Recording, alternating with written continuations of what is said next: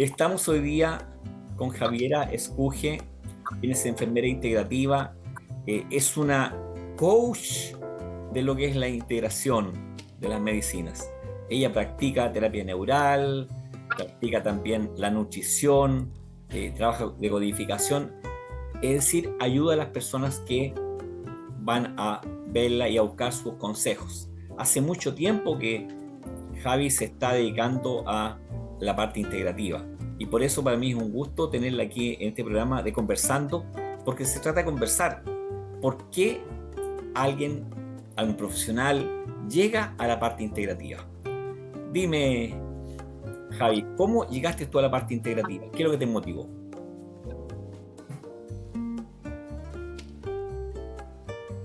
Gracias, Sergio. Un cordial saludo en este día temporal acá en Temuco. Eh, bueno, yo ingresé a estudiar enfermería en, en una búsqueda también de mi propia identidad, porque encontraba que ayudar a las personas era una misión en la que resonaba mucho. Y vengo un poquitito familiarmente de papás médicos, entonces sentía como que había una ausencia de otros recursos en el área médica y que aún todavía se están ahí de alguna manera evidenciando de que esa cercanía, otro tipo de recursos, nuevas herramientas como más comprensibles, más de sentido común, estaban faltando de implementar en la salud. Y no sé, por las vivencias del campo, tema de medicina con plantas, también me gustaba buscar qué otras cosas pueden ayudar a estar mejor. Un poco también para limpiarse de tantos remedios, porque incluso estudiando enfermería, que tiene muchas herramientas que son movilizar, beber más líquido, qué sé yo, cosas que son como de la medicina natural. También hay mucho inyectar antibiótico a pasto y cuestiones que en el fondo me sorprendieron de ver, no sé, pues gente que está terminando su vida y con olor a antibiótico, digamos, como demasiado químico. Y por ahí he ido hilando como una beta con más herramientas, la misma homeopatía, homotoxicología, cuestiones más de medicina energética y la historia como la medicina biográfica y cuestiones que son muy lindas de poder ir interpretando con otra persona y para mí más en mi propia vida. Por ahí como que la medicina integrativa se ha ido fortaleciendo como propósito. Sí, nosotros Por ahí. nos conocimos en una actividad que fue muy interesante, que fue Mamel, ¿ya? Es decir, el meollo, el corazón que Ivo Bukusic lo mencionaba, ¿ya? O sea, somos una generación bien especial. Pero lo rico es que tú has tomado caminos especiales, por ejemplo, la terapia neural. Cuéntanos un poco en qué consiste la terapia neural. Bueno, la terapia neural yo la conocí en mi práctica en enfermería en Chiloé en el año 2011, gracias a un curso que llevó el Jaime Bacache, otro médico que ha sabido aglutinar como una nueva visión hacia la medicina, con el lado intercultural sobre todo, antropológico. Y es una medicina que el concepto que tiene es como es una virtualidad como cibernética. Nuestro sistema nervioso en todo su trajín eléctrico deja señales eléctricas como las pilas, tiene un lado positivo y un lado negativo. Entonces el dolor, las lesiones, los conflictos emocionales a veces dejan como enredadas las polaridades, y en nuestro cuerpo hay zonas nerviosas donde estas polaridades enredadas hacen interferencia para que el sistema nervioso coordine todas las actividades que tiene que hacer desde el nivel central al nivel periférico. Entonces, con la terapia neural uno puede volver a esas polaridades para que las señales circulen de manera fluida y coherente. Entonces, parece algo tan pequeño, pero tiene un impacto mucho mayor. cuando hay sintomatologías como en capas asociadas. Entonces se puede trabajar ahí esta parte que es como eléctrica, energética, que está en la frontera con nuestra biología en el fondo, porque pueden ser temas de crisis como un gran traumatismo con fractura, como puede ser también un duelo abrupto y una situación donde te descolocas y te quedas como en shock. Y esas dos cosas se pueden trabajar también en terapia neural, lo cual, por ser una herramienta que puede servir en tantos escenarios, ha sido enriquecedor poder ver cómo funciona también en casos muy disímiles, cosas como, no sé, por ejemplo, una post cesárea que también en la cicatriz de la cesárea guardaba el recuerdo de un abuso sexual, entonces como que mejoró movilidad, estado de ánimo, relación de pareja, por solo pinchar en la zona de la cesárea y en el dermatoma como lumbar inferior. Claro, y las cicatrices se van manifestando. Esto de las cicatrices que se manifiestan, claro, manifiestan los problemas. Cuéntanos un poquito más de eso. Cuéntanos. Bueno, ahí está lo que te decía de las polaridades. En este lugar donde hubo una injuria, todo el proceso inflamatorio, todos los desechos fueron como de alguna manera cambiando esta transparencia que uno podría decir de los tejidos, y en vez de quedar como los positivos acá y los negativos acá, se fueron mezclando y la posibilidad del cuerpo de drenar todas esas cosas a veces está impedida por hábitos, contaminación del ambiente, sedentarismo, distintas cosas. Entonces, esa interferencia bloquea a nivel biológico los procesos que se están dando ahí y cambia la función de lo que puede estar asociado a esa área, en este caso, no sé, ciclos menstruales, fertilidad, circulación de las piernas y la sensación también que uno tiene como de estar más apto a moverse en todo sentido, como que más estancado, menos confiado, qué sé yo. Sí. Y tú esto lo complementas también con algo muy importante, que es la nutrición, ¿ya?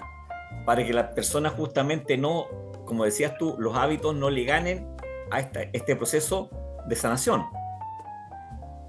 Claro, por supuesto, porque nosotros nos seguimos ingresando tóxicos y no permitimos que el cuerpo genere su ecología interna. Y ahora, en este tiempo en particular, entre pesticidas y plásticos y pseudoalimentos que estamos ingiriendo, que hay muchos compuestos químicos que el cuerpo no reconoce y que generan daño, glutamato, qué sé yo, distintos edulcorantes, hay muchas cosas que el hecho de revisarla ya te da al tiro una disminución de la carga tóxica y te ayuda a estar mejor. Y uno piensa como, no voy a poder comer nada. No se trata de eso, pero hay que detectar que ciertas cosas están generando un impacto. Sí, exactamente, muy clarito. Y ahí yo he hecho un camino también, porque aprender a cocinar es súper lindo, no sé, como que volver a hacer cosas como más de casa. No toda la gente está como para eso, pero sí para entender la búsqueda por dónde puede ayudar. Y esa búsqueda también tiene que ver con tu relación con el medio, porque tú también trabajas también la decodificación, que es lo que dice el cuerpo. Sí, pues. Y la digestión es una integración que tenemos con el medio. Primera cosa, además de que es el sistema nervioso entérico el que también alimenta las sensaciones que tenemos en nuestro experimentar nuestro medio.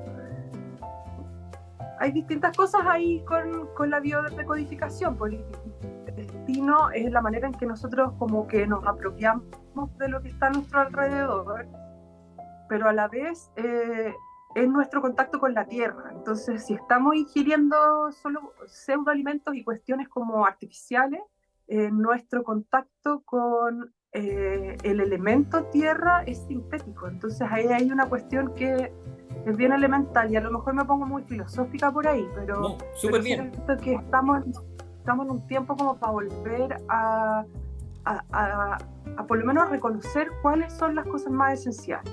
Y dentro de esas, alimentos reales, una cuestión muy importante. Y lo otro es que, no sé, pues, no sé si es que lo has conversado en otro programa, pero el intestino permeable, ponte tú, es un tema que ya deja pasar muchos tóxicos al riego sanguíneo y que después llegan al cerebro. Entonces hay muchos alimentos edulcorantes y como sustancias de aditivos químicos que están generando también como que este intestino, que debería ser el filtro, no está filtrando bien. Lo que se habla mucho del problema del gluten, porque al final inflama la pared del intestino, y al dejar pasar toxinas que no deberían estar circulando, está afectando a problemas de atención, del sistema anímico, genera también ansiedad, qué sé yo, problemas que se pueden trabajar con la comida que uno ingiere haciendo una limpieza. Entonces, como la desintoxicación es súper valiosa, muy importante. Es decir, yo creo que, a ver, uno muchas veces dice los alimentos orgánicos son muy caros, pero sin embargo el costo de no consumir orgánico y solamente chatarra es peor, porque al final las enfermedades se cronifican y es grave.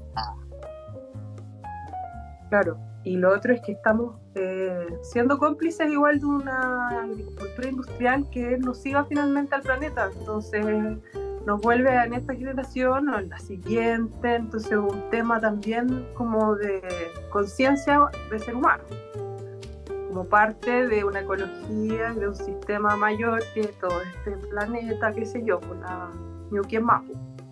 Y eso es súper importante porque mira, el hecho, por ejemplo, que tú estés consumiendo mate, más tranquilo y todo eso, vas a estar en mejores condiciones para afrontar, porque los seres humanos tenemos un ritmo y ese ritmo va ligado al ritmo de la naturaleza, ¿ya? Y cuando nosotros nos olvidamos de eso, obviamente que se van generando primero malestares, después lesiones y finalmente ya el daño es orgánico y es muy peligroso. Entonces, yo creo que el camino integrativo es fundamental. Ahora, ¿qué es lo que dirías tú que nos falta en Chile como para poder tener esa capacidad de influir un poco para que la parte integrativa esté más cerca de las personas?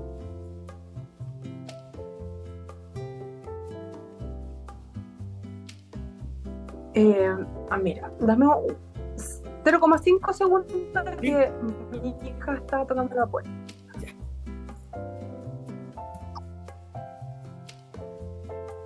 Mira, sobre acercar la medicina integrativa a la gente en Chile, hay que ponerle harto ñeque al cambio de paradigma, porque llevamos mucho tiempo con una medicina paternalista, como yo te voy a resolver el problema, yo doctor, yo cirujano, yo tengo la respuesta para tus problemas, tú tienes que hacer esto. Y esto que te dan para que tú le hagas caso no tiene una lógica que uno pueda comprender si no es médico o si no está en el ambiente, porque un medicamento que tiene un nombre impronunciable, que si te pasas a leer ese folleto, qué sé yo, no vas a retener mucha información si es que puedes leerla, de hecho. Entonces hay un tema ahí como usuarios, como gente que está en su camino terapéutico, si va a ir a buscar siempre la pastilla y el reposo o la pastilla para poder seguir trabajando, qué sé yo, por la licencia, qué sé yo, ese asistencialismo no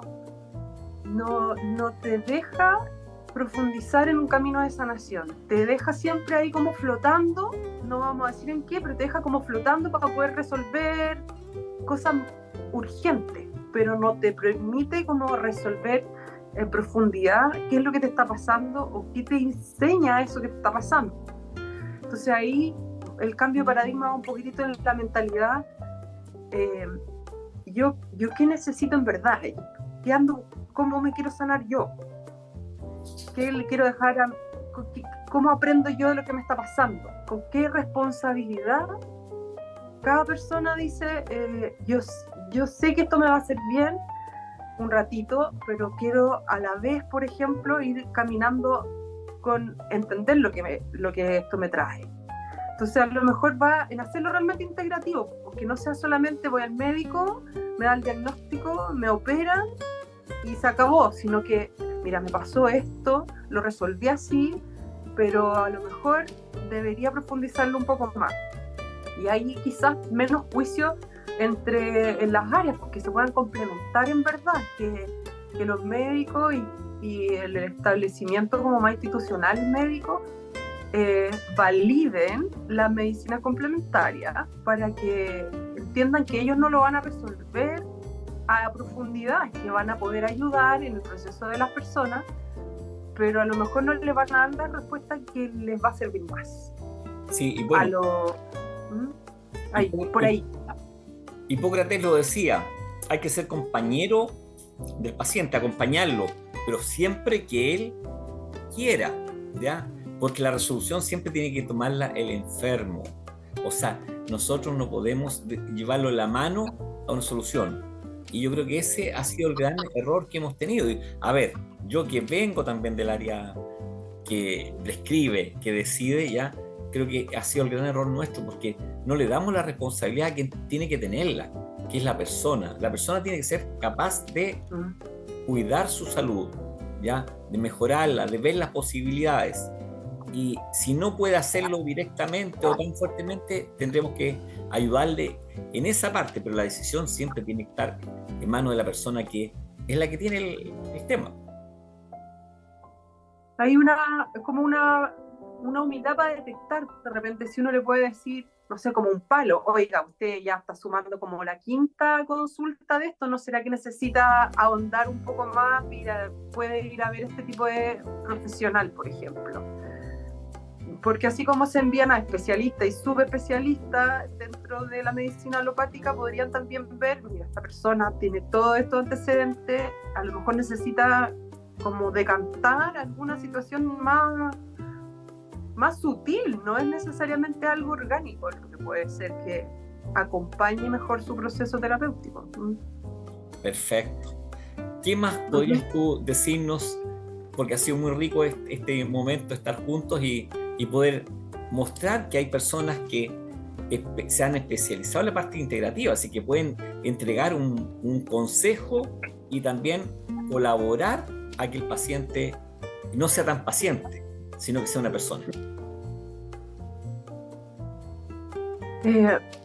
Bueno, a ver, ¿qué podría yo así sugerir? Siento que lo que a uno más le cuesta muchas veces es lo que le puede dar mayor riqueza vital, como pasión y fuerza como para entregar en su servicio a esta humanidad un poco. De repente es hacerse caso en lo que te duele. Si te está molestando algo, obviarlo para funcionar, obviar tu sensibilidad, obviar una molestia, muchas veces va a terminar escalando en una cuestión que no la vas a poder abordar ni tú mismo. Lo ideal sería que cuando empiezas a notar un bloqueo, un desajuste, alguna situación como desafiante, pudieras empezar a profundizar individualmente o buscar un apoyo, porque estamos en un momento donde si uno no alcanza a ver por su propio campo visual, porque uno por sus creencias, por su crianza tiene mucho punto ciego, digamos, que pueda asistirse con una persona que te puede ver desde afuera, y que pasa mucho en la relación cuando uno tiene un buen amigo y te dice al tiro, oye, pero ¿no viste este punto de vista? ¿O no mejoraste esta pequeña cosa? Y se detiene inmediatamente un proceso que podría ser de aquí a 10 años una patología crónica, un cáncer, una situación grande. Entonces creo que hay que hacerse caso, hay que sintonizarse mejor con uno, tener tiempo, meditar un poquito, sentir el cuerpo, para poder en ese sentido evitar un mal mayor. Agradezco mucho, Javiera, por haber estado con nosotros estos minutos. Más adelante seguramente vamos a seguir conversando. La idea es poder justamente entregar consejos a quienes nos ven y mostrar que no tan solo en nuestro país, sino también en otros países de América Latina, también este es un punto que está hoy día un tema que es muy importante. Gracias, Javi. Feliz de compartir también contigo, Sergio. Un gusto verte y que tengas un feliz otoño, ya que estamos francamente en esta estación. Gracias. Chao. Ya, muchas gracias a ti. Adiós. Es un agrado para mí estar aquí con Denise Ramírez. A ella la conozco desde hace varios años y es una persona con una vida muy especial que realmente a mí me enseñó mucho. Ya les vamos a contar el por qué, porque es una experiencia de vida que a quienes sufrimos realmente cáncer, fue una muy buena experiencia para mí, un aprendizaje dado justamente por Denise. Denise es una terapeuta que ha estudiado en distintas partes, también en Buenos Aires, y ella es diplomada en arte terapia, es terapeuta corporal y además practica la danza movimiento. Algo que es muy interesante, sobre el cual vamos a conversar hoy día, y que fundamentalmente cuando uno estudia las terapias y las medicinas integrativas, el movimiento es fundamental. Es decir, si uno se queda acostado, botado y no tiene ningún movimiento, aunque sea de brazos o de ojos, ya no va a empezar a lograr su recuperación. Denise, qué gusto tenerte aquí. Primero que nada, muchas gracias por la invitación, me siento muy honrada. También decirte que tú también has marcado muy hermosamente mi vida con tu testimonio de vida. Así que nada, puedo decir que se puede, ¿no? Que podemos tener mejor calidad de vida. Sí. Denise, tú en un determinado momento optaste por una terapia, pero cuéntanos, ¿por qué llegaste a esta terapia tan especial? Mira, te cuento, yo el año 2000 tuve un cáncer muy complicado y empecé a perder movilidad del lado derecho. A raíz de eso comencé a moverme, pero en ese momento mi economía era muy frágil, entonces compré unos CD, que en esa época se usaban CD, no había Spotify, y empecé a moverme, ¿no? A bailar, que es algo que siempre me ha gustado. Y después empecé a tocar el tambor. Y me empecé a dar cuenta que a raíz del movimiento y del moverse, y además de cambiar el estado de tristeza de la enfermedad por un estado un poquito más elevado, como más de alegría, más de qué es lo que trae la música, el baile también, ¿no? La celebración. Incluso cuando uno está triste, poder moverse, como que la tristeza se va transformando también.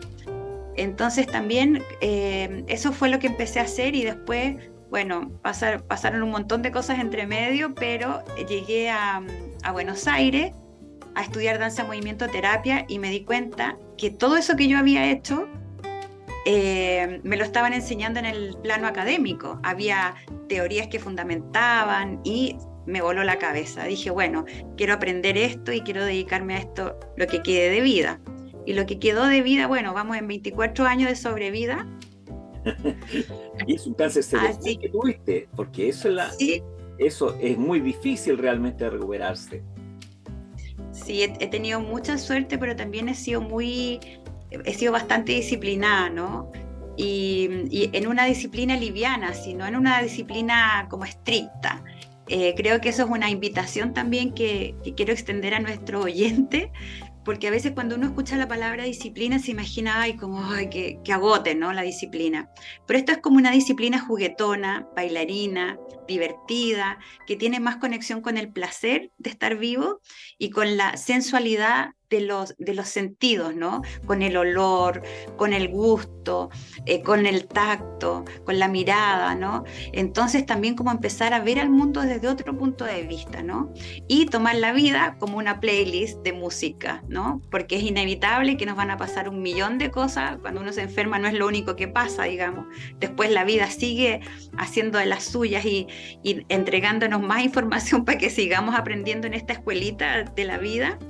Y creo que lo interesante es usar como la danza, movimiento, terapia y la música de la vida como una metáfora, ¿no? A veces llegan situaciones que son músicas que no sabemos cómo enfrentar, porque es primera vez que nos ocurren. Entonces la invitación es un poco, bueno, ¿y cómo me muevo yo con eso? ¿Cómo sigo? A lo mejor necesito parar, ver qué es lo que está pasando, escuchar la música, diría yo, y ahí recién empezar a ver qué movimiento incorporo a mi cotidiano, ¿no? Qué interesante. Entonces eso creo que es una forma muy liviana de vivir, ¿no? Además, también siento que somos una sociedad que está muy arraigada en el sufrimiento. Nuestra historia judeocristiana nos trae siempre esto como del peso, del dolor, de cargar la cruz, qué sé yo. Y la invitación desde la danza movimiento terapia es todo lo contrario, digamos, en el sentido de que sí hay dolor, sí hay pesadez muchas veces, pero es a visitarlo desde un lado curioso, juguetón, es volver quizás a tu niño interior y poder jugar con lo que te está pasando. Y también usar esta herramienta, Sergio, como una súper medición de cuál es nuestra propiocepción, de nuestro registro corporal. A veces sentimos una apretura en el pecho y no sabemos qué es. Entonces, la invitación desde la danza movimiento terapia es antes, tú desde el movimiento ya sabes que cuando el pecho te aprieta, hay algo que le pasó al cuerpo y que a lo mejor no lo has integrado cognitivamente, no lo has prefrontalizado, por decirlo de alguna forma, pero está en el cuerpo. La información siempre llega corporal, musculoesqueléticamente primero y después, digamos, va al cerebro. Eso obviamente pasa en milésimas de segundo, pero uno a veces siente, no sé, un dolor aquí en el cuello y dice, bueno, a ver, stop, ¿qué ha pasado estos días, no? Estoy cansado, es como hacer un stop y resetearte, como a veces uno resetea la computadora porque no prende, está más lenta, lo mismo. Y aquí la herramienta que utilizamos es el movimiento, la danza, el juego. Cuéntame, tú llegaste a esto, pero hoy día también eres terapeuta, entonces, ¿con qué partes con las personas que llegan a visitarte? ¿Con qué partes? Mira, ¿Qué vas a descubrir, Celio? Mira, primero te quiero contar un poquito de dónde viene la danza movimiento terapeuta. Esto es algo que nace después de la Segunda Guerra Mundial, cuando los soldados llegan tan choqueados por el trauma a un hospicio en Estados Unidos que no pueden verbalizar lo que les pasó.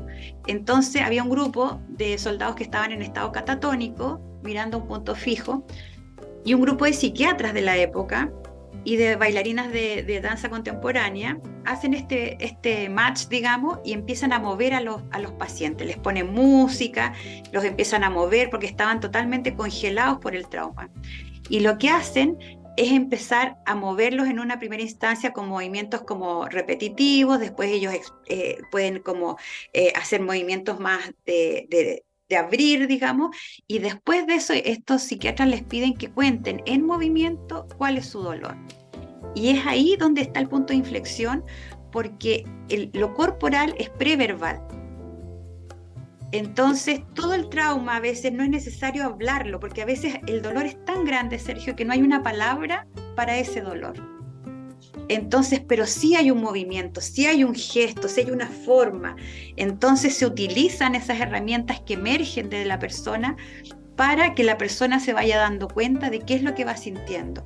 Porque a lo mejor el dolor para una persona es así y a lo mejor el dolor para otra persona es así. Entonces, quien descifra qué es lo que está sucediendo en ese cuerpo es el mismo paciente. Y eso es muy interesante, porque tú eres testigo de lo que le pasa a tu paciente, pero quien hace todo el trabajo de investigación es el paciente. Exactamente, eso es la medicina de terapia integrativa, es decir, toman el todo y el todo se manifiesta en alguna parte, ¿ya? Así es. Entonces, me parece maravilloso porque, es decir, estás aplicando la decodificación en el movimiento, que es la primera fase, porque el niño antes de hablar se mueve, ¿no es cierto? Absolutamente. Incluso, si tú te pones atención, hay muchos niños que bailan, son chiquititos, aún no aprenden a caminar y se afirman en una muralla y van al ritmo de la música. Eso es algo que es muy antiguo, digamos, ¿no?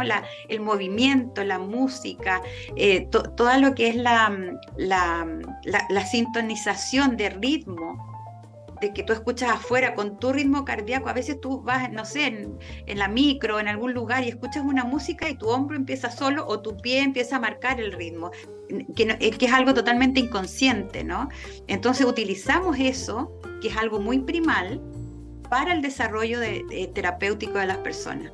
Qué maravilloso, porque cuando uno piensa en lo que se está hoy día comenzando a hablar también en el Alzheimer, por ejemplo, que las personas con Alzheimer obviamente que escuchan y recuerdan a través de la música, entonces es una gran ayuda, pero también el movimiento fundamental, ¿ya? y en el movimiento el ritmo asociado. Me parece maravilloso lo que estás haciendo.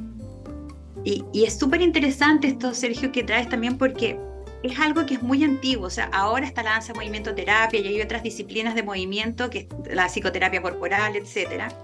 Pero esto lo traemos muy ancestralmente.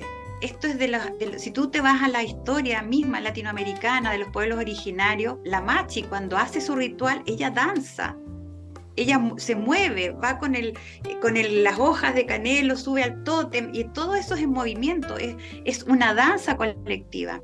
También es súper interesante esto en el sentido de que eso está dentro de nosotros, ¿no? Hay mucha gente que me dice, no, pero es que yo no sé bailar, ¿cómo voy a ir a esto? Y en realidad es como si alguien dijera, oh, es que yo no sé respirar.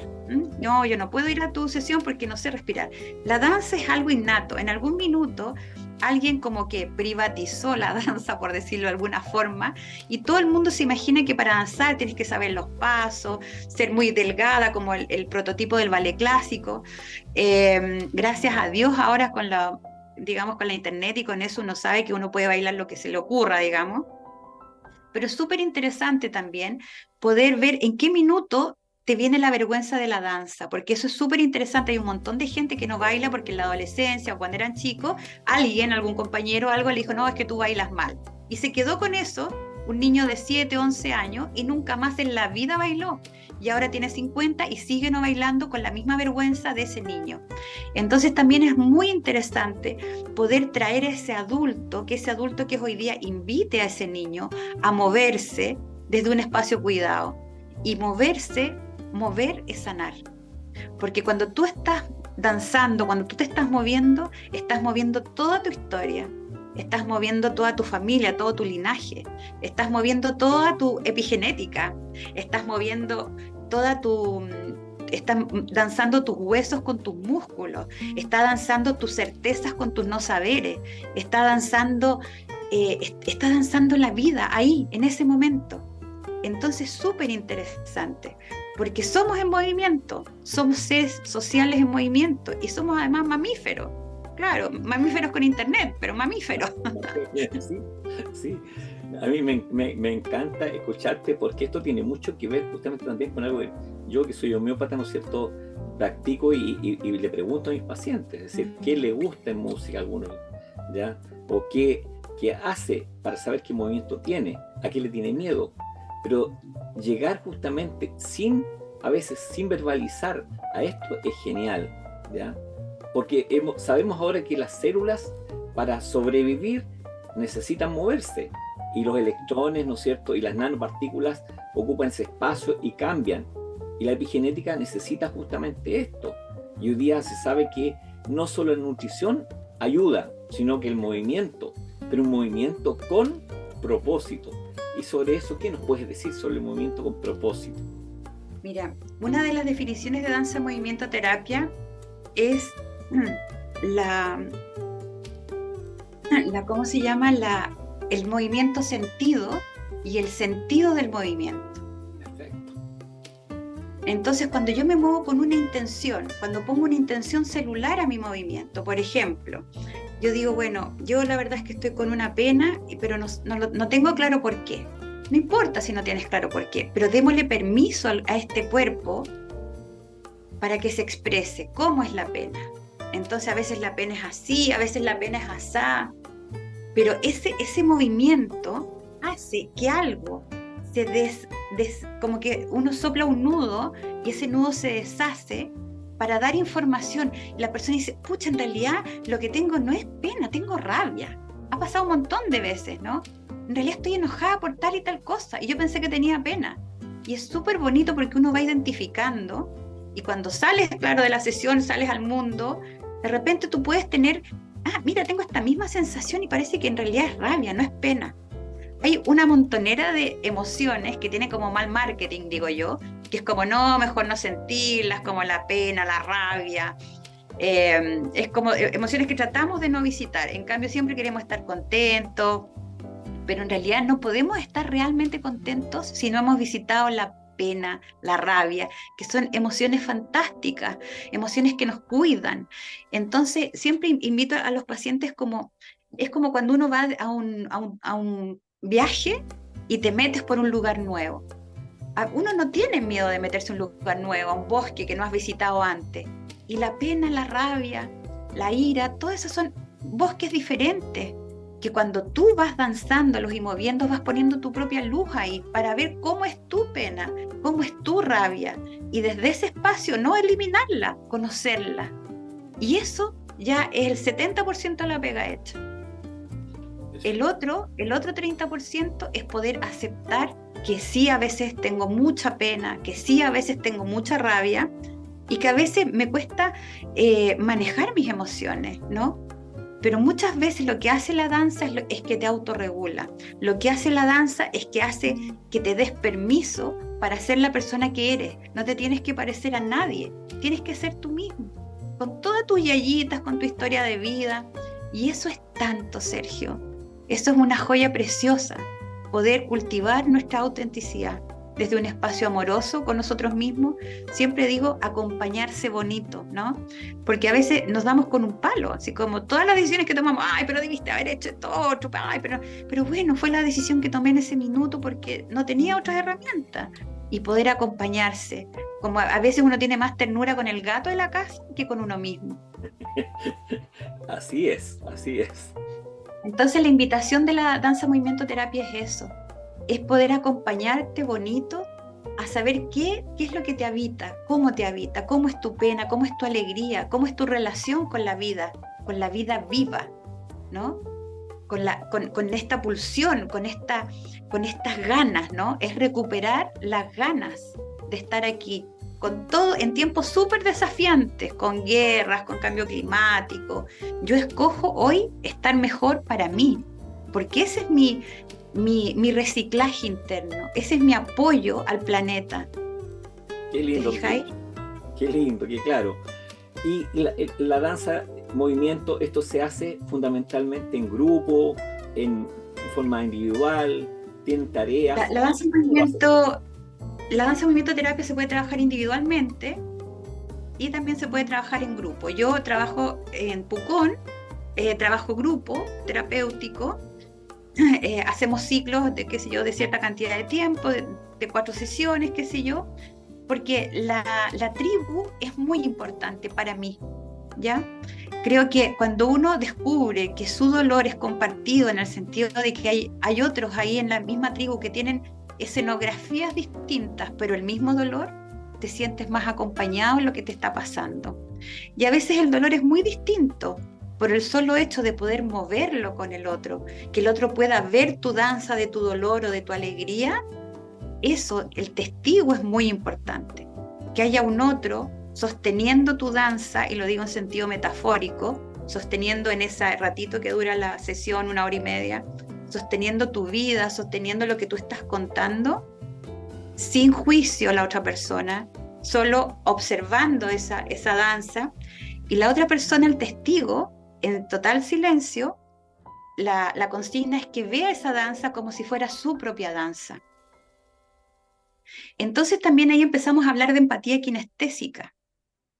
La empatía kinestésica, que es un término que acuñó Diana Fitchman, una psicoanalista argentina.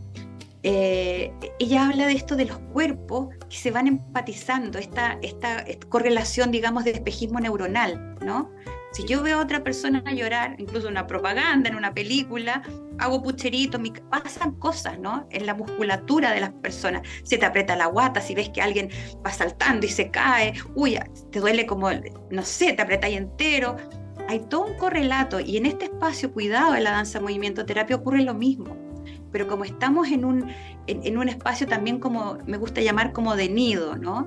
Como donde estamos ahí danzando en un nido, personas con mucho respeto hacia nosotros mismos y hacia los otros, hace que esta empatía que tienes con el otro se espeje en ti mismo, porque a veces no tenemos empatía con nosotros. Podemos ayudar a todo el mundo, pero a nosotros siempre nos falta. Entonces también es una invitación a esperarnos. Cuando me demoro más, bueno, me espero, pero no me espero con cara de palo, me espero amorosamente, con una sonrisa, con un mate, me espero. Todo esto en metáfora, ¿no? Me espero con una canción que me gusta, me espero con una frazadita y digo, ya no importa, mañana lo haremos mejor, ¿ah? Porque eso siento que no se nos enseñó en ninguna parte. Y además somos muy analfabetos emocionalmente hablando. Sabemos que nos pasan cosas y que existen las emociones, pero ¿dónde están en el cuerpo? ¿Cómo se sienten?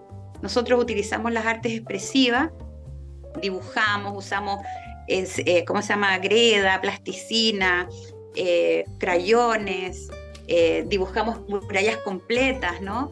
Para poder estirar nuestro corazón, nuestros brazos, porque a veces vivimos también muy en los movimientos así. Es muy raro que un humano normal haga estos movimientos así durante más de cierta cantidad de tiempo. Eso lo hacíamos cuando éramos niños.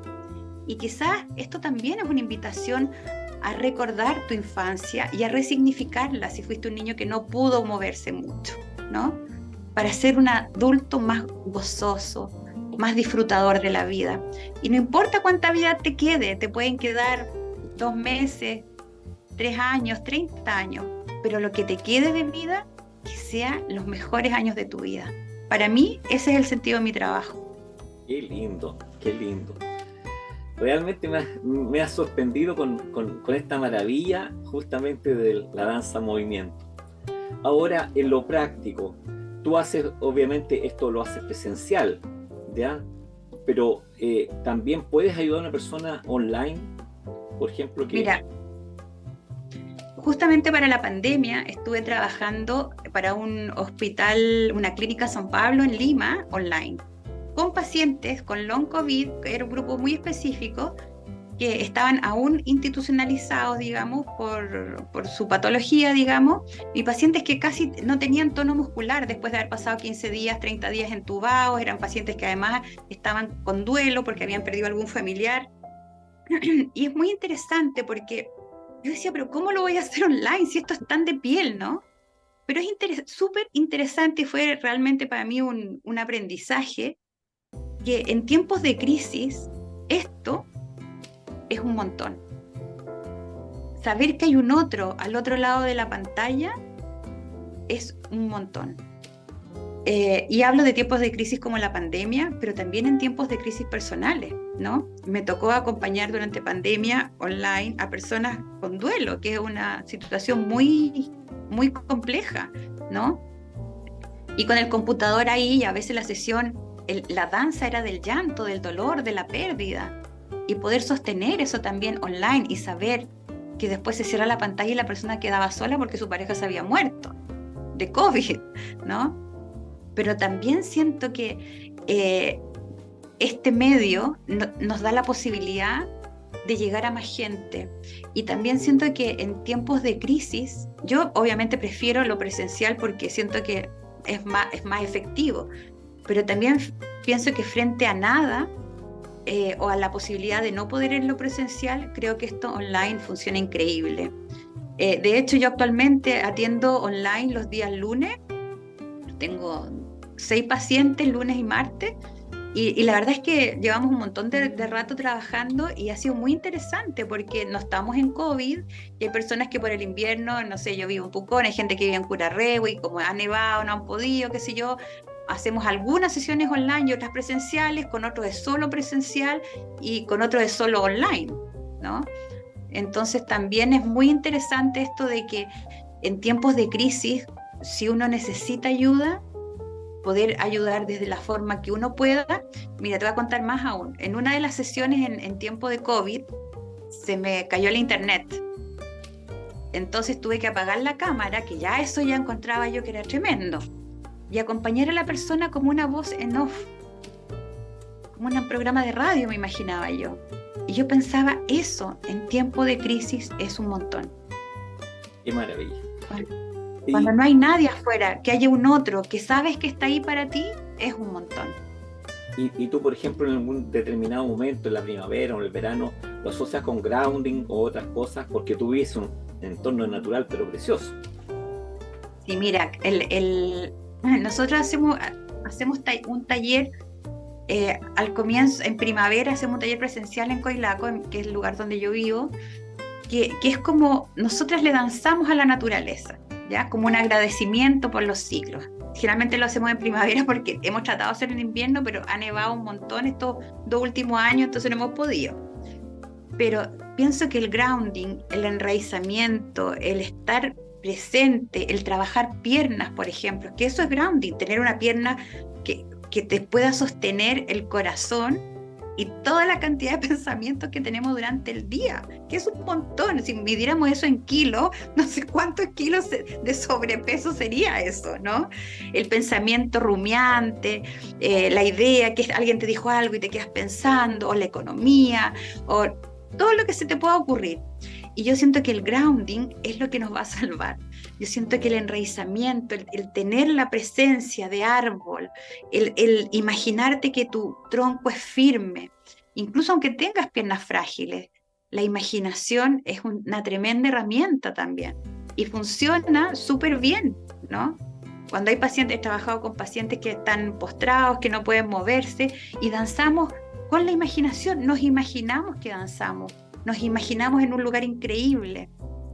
Incluso en ocasiones, cuando la música se nos cortó por anga o por manga, nos imaginamos la música que nos gusta y esa música bailamos. Entonces es súper interesante, tenemos recursos, ¿no? Entonces, cuando pensamos, no, es que ya no hay nada, siempre hay algo.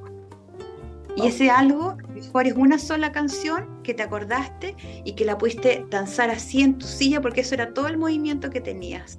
Y eso es un montón. Vamos a conversar en una próxima reunión contigo acerca de eso, justamente.